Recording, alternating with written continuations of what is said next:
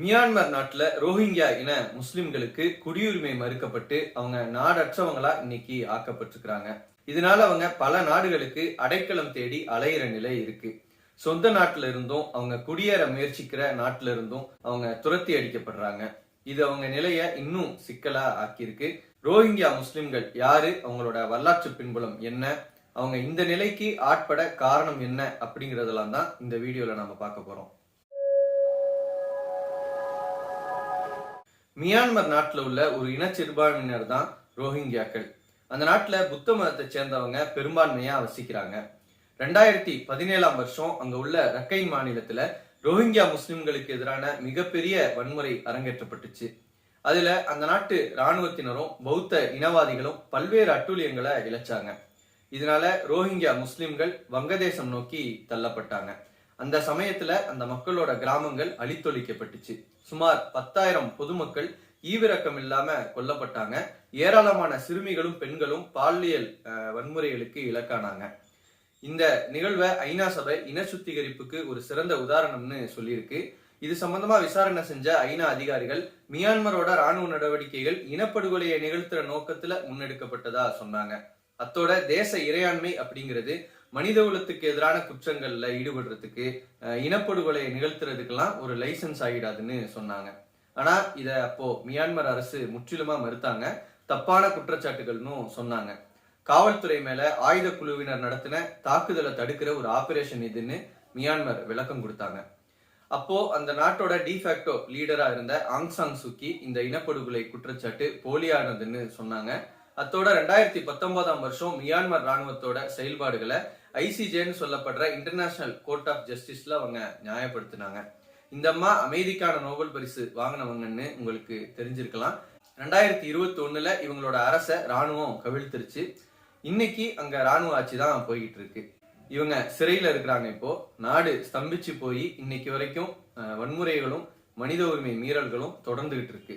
ஜப்பான்ல இருக்கிற Burmese Rohingya association அப்படிங்கிற அமைப்பை சேர்ந்த ஜாவ் மின் டூட் அப்படிங்கிறவரு பத்திரிகையாளர் சந்திப்புல ஒரு விஷயத்த சொன்னாரு. அது என்னன்னா, 2017 ரோஹிங்கியா இன மக்கள் மேல இனப்படுகொலைகளை நிகழ்த்தின அதே ராணுவம் தான் 4 வருடங்களுக்கு பிறகு அதே குற்றங்களை யங்கூன், மண்டலே, மெக்டிலா போன்ற வீதிகள்ல நடத்திட்டு இருக்குது. நாடு முழுக்க இதை நடத்துது அப்படின்னு சொல்லி சொன்னாரு. இன்னைக்கு 12 லட்சத்துக்கும் அதிகமான ரோஹிங்கியா முஸ்லிம்கள் வங்கதேசத்தோட தெற்கு பகுதியில உள்ள காக்ஸ் பசார் அப்படிங்கிற ஒரு டிஸ்ட்ரிக்ட்ல உலகத்திலேயே மிகப்பெரிய அகதிகள் முகாம்ல குடியிருக்காங்க.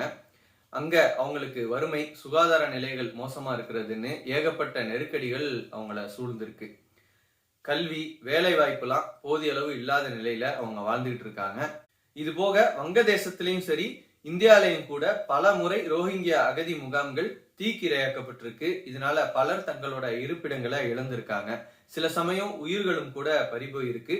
முகாம்கள் தீக்கிரையாகிறது எல்லா சந்தர்ப்பத்திலையும் எதேச்சையா நடக்கலன்னும், அவங்க மேல உள்ள வெறுப்புணர்வுல அவங்களோட முகாம்கள் தீ வைக்கப்படுறதாவும் ஒரு புகார் இருக்கு. ரோஹிங்கியா முஸ்லிம்கள் விவகாரம் 2017 தொடங்கல. இதுக்கு ஒரு வரலாற்று தொடர்ச்சி இருக்கு. ரோஹிங்கியாக்கள் எல்லோரும் சட்டவிரோத குடியேறிகள்னு மியான்மர் சொல்லுது. ஆனா ரோஹிங்கியாக்கள் பல நூற்றாண்டுகளா நாங்க வாழ்ந்த பகுதி இதுன்னு சொல்றாங்க. பல 10 ஆண்டுகளா அவங்க பாதிப்புக்கு உள்ளாகி வர்றாங்க. குறிப்பா மியான்மர்ல 1982 வருஷம் குடியுரிமை சட்டம் கொண்டு வந்தாங்க. அதை பயன்படுத்தி அவங்களோட குடியுரிமை பறிக்கப்பட்டதுக்கு அப்புறம் மிகப்பெரிய அளவுல பாதிப்புக்கு உள்ளானாங்க. ரோஹிங்கியாக்களோட வரலாற்றை சொல்ற வரலாற்று ஆசிரியர்கள் அவர்களை புரிஞ்சுக்க நம்ம கிபி 700களுக்கு, அதாவது 8ஆம் நூற்றாண்டுகளோட வரலாற்றுக்கு போகணும்னு சொல்றாங்க. அரக்கான் அப்படிங்கிற ஒரு சுதந்திர ராஜ்யத்துக்கு கீழே ரோஹிங்கியாக்கள் வசிச்சிருக்காங்க. அதுதான் இன்னைக்கு ரக்கைன் மாநிலமா இருக்கு. அங்க அரபு இன மக்கள் வணிக தொடர்புகளை கொண்டிருந்திருக்காங்க. சரியா இது 9ஆம் நூற்றாண்டிலிருந்து 14ஆம் நூற்றாண்டு வரைக்கும் உள்ள காலப்பகுதியில உள்ள சூழல். அந்த அரபுகள் வழியாதான் இஸ்லாம் அங்க வந்திருக்கு. அவங்கள சிலர் அங்கேயே குடியேறி திருமணம் எல்லாம் செஞ்சுக்கிட்டு வாழ்ந்திருக்காங்க. 1784 நிலைமை மாறுது. பர்மிய மன்னன் போடோபாயா அப்படிங்கிறவரு அந்த பகுதியை கைப்பற்றுறாரு. இந்த பின்னணியில அங்க ஆயிரக்கணக்கான அரக்கான் மக்கள் வங்கதேசத்துக்கு இடம்பெயர்ந்துடுறாங்க. இந்த பிரச்சனையை தீர்க்கிறதுக்காக பிரிட்டிஷ் தரப்புல இருந்து ஹீரம் காக்ஸ் அப்படிங்கிற ஒரு வெள்ளையரை அனுப்பி வைக்கிறாங்க. வங்கதேசத்துல ரோஹிங்கியாக்கள் அகதிகளா தஞ்சம் அடைஞ்ச பகுதியா இன்னைக்கும் இருக்கிற காக்ஸ் பஜார் இவரோட பேரு தான். இவருக்கு பிரிட்டிஷர் கொடுத்த டாஸ்க் என்னன்னா, அகதிகளையும் மற்றவர்களையும் விளைச்சல் நிலங்கள்ல குடியேற்றுறது, வணிகத்துக்காக சந்தைகளை உருவாக்குறதுன்னு இப்படியான வேலைகளை செய்யறது வழியா வரி வசூலிக்கிறது தான் இவருக்கு கொடுத்த டாஸ்க். 1824 வெள்ளக்காரங்க பர்மாவை தன்னோட காலனியத்துக்கு கீழே கொண்டு வராங்க. இதுக்காக தொடர் போர்களை அவங்க முன்னெடுக்க வேண்டி இருந்துச்சு. கடைசியில அதை பிரிட்டிஷ் இந்தியாவோட இணைச்சாங்க. அந்த சமயத்துல இன்னைக்கு வங்கதேசமா இந்தியாவா இருக்கிற பகுதிகளில் இருந்து தொழிலாளர்களை அரக்கான் பகுதியில குடியேற்றினாங்க. இது மூலமா அரிசி விளைவிக்கிறது, உள்கட்டமைப்புகளை மேம்படுத்துறதுன்னு நிறைய விஷயங்களை பிரிட்டிஷார் முன்னெடுத்தாங்க. 2ஆம் உலக போர் காலம் வந்துச்சு. 1942 ஜப்பான் பர்மாவுக்கு படையெடுத்தாங்க. தொடக்கத்துல பர்மிய தேசியவாதிகள் ஜப்பானை ஆதரிச்சாங்க. ரோஹிங்கியாக்கள் பிரிட்டனை ஆதரிச்சாங்க. அப்படி அவங்க ஆதரிக்க காரணம் இருந்துச்சு. பிரிட்டிஷார் ரோஹிங்கியா மக்களுக்கு ஒரு வாக்குறுதி கொடுத்திருந்தாங்க. அது என்னன்னா, அரக்கான் பிராந்தியத்தை முஸ்லிம் தேச பகுதியா அறிவிச்சு அதை ஆள்றதுக்கான உரிமையை தர்றதா சொல்லியிருந்தாங்க. ஜப்பான் படையெடுப்பு நடந்தப்போ பிரிட்டிஷ் பின்வாங்குற சூழ்நிலை வந்ததும் ரோஹிங்கியாக்களை பர்மிய தேசியவாதிகள் துரத்தி அடிச்சாங்க. ஆனா வெகு சீக்கிரத்திலேயே சரியா 1945 ஜப்பானை பிரிட்டிஷ் வெளியேற்றினாங்க. ரோஹிங்கியா முஸ்லிம்களுக்கு வாக்களிச்ச மாதிரி அரக்கான் பிராந்தியத்தை பிரிட்டிஷ் கொடுக்கும்னு எதிர்பார்க்கப்பட்டுச்சு. ஆனா அவங்க அதை செய்யல. இதுதான் பின்னால மிகப்பெரிய பிரச்சனைக்கு தொடக்க புள்ளியா அமைஞ்சிச்சு. 1948 பர்மா சுதந்திரம் அடையுது. அப்போ கிழக்கு பாகிஸ்தானோட, அதாவது இப்போதைய வங்கதேசத்தோட அரக்கான் இணையணும் அப்படின்னு சொல்லி பல ரோஹிங்கியாக்கள் கோரினாங்க. ஆனா பர்மாவோட புதிய அரசாங்கம் என்ன பண்ணுச்சுன்னா, அதை புறக்கணிச்சதோட மட்டும் இல்லாம ரோஹிங்கியாக்களை சட்டவிரோத குடியேறிகள் அப்படின்னு சொன்னுச்சு. அப்போ இருந்து அந்த மக்கள் மேல கடுமையான அடக்குமுறைகளை அந்த அரசு கட்டவிழ்த்து விட தொடங்குனுச்சு.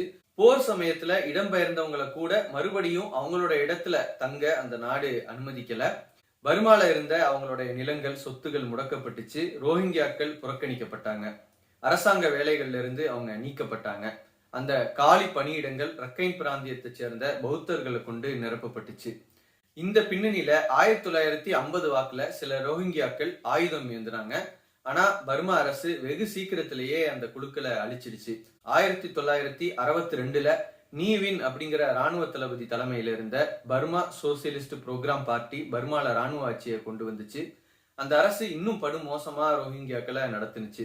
அவங்களோட சமூக அரசியல் அமைப்புகள் எல்லாத்தையும் கலைச்சாங்க. 1977 இதைவிட மோசமான ஒரு சூழல் ஏற்பட்டுச்சு.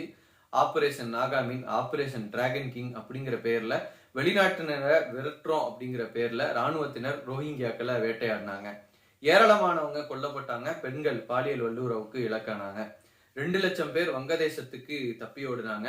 வங்கதேசம் ரொம்பவே திணறக்கூடிய நிலை ஏற்பட்டுச்சு. 1982 பர்மால புதிய குடியுரிமை சட்டம் பிரகடனப்படுத்தப்பட்டுச்சு. இந்த பின்னணியில அந்த நாட்டு ஆட்சியாளர்கள் இன அடிப்படையில குடியுரிமையை வழங்கினாங்க. பிரிட்டிஷ் ஆட்சிக்கு அப்புறம் பர்மாவுக்கு வந்தவங்க சட்டவிரோத குடியேறிகள்னு அறிவிக்கப்பட்டுச்சு.